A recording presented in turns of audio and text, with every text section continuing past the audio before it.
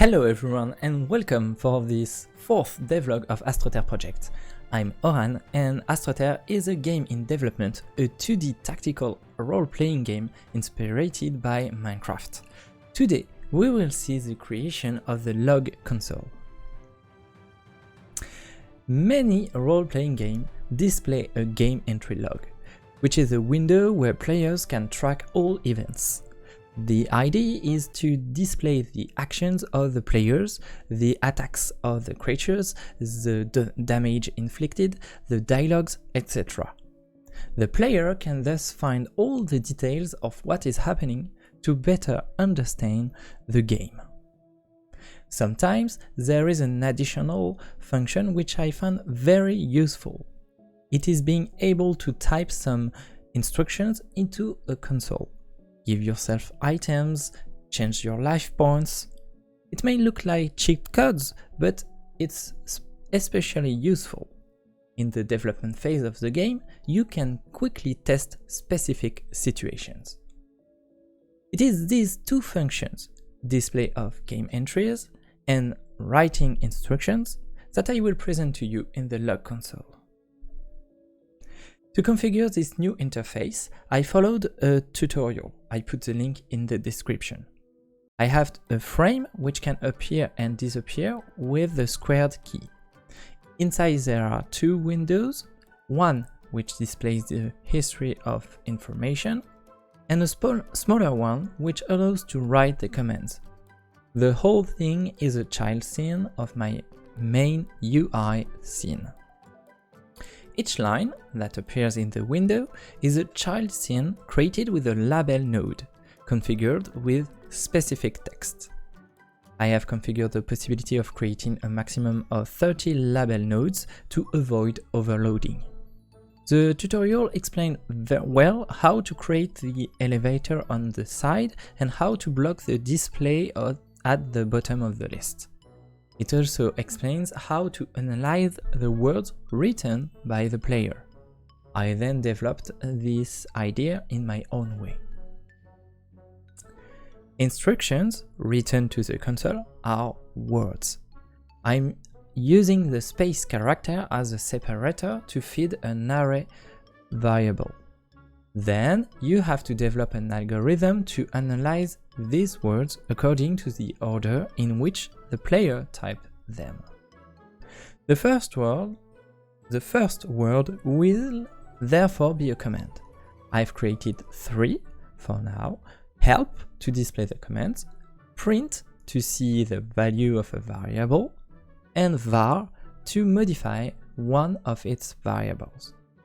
I have limited myself for the moment to 4 variables which concern the player: health, max health, action points, and max action points. They are in the stats script, which is always activated in-game thanks to the autoload.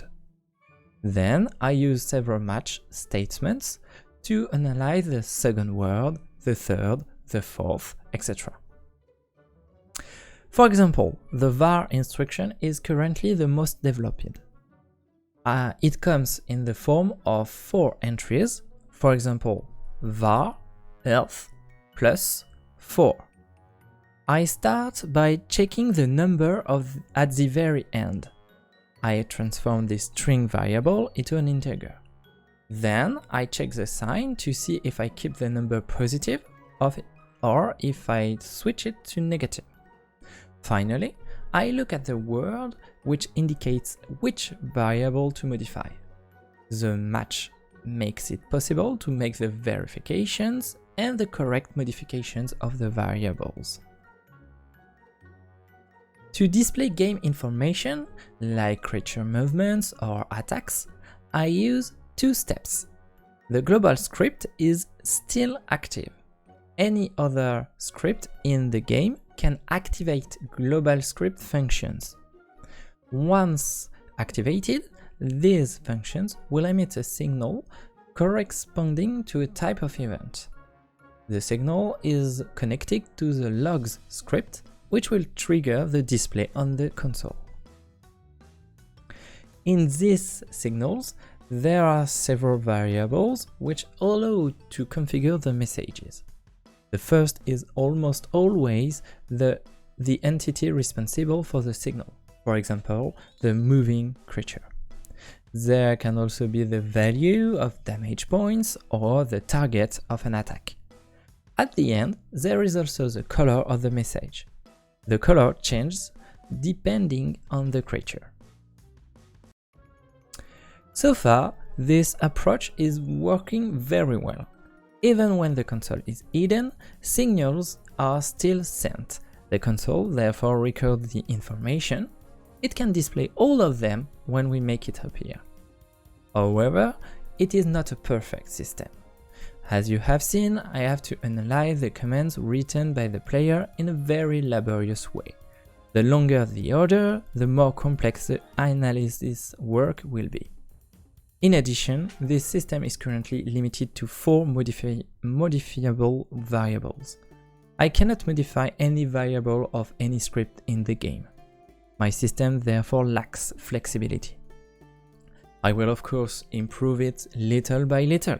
I will have the possibility of modifying other variables, of making objects appear, elements of the interface, creatures.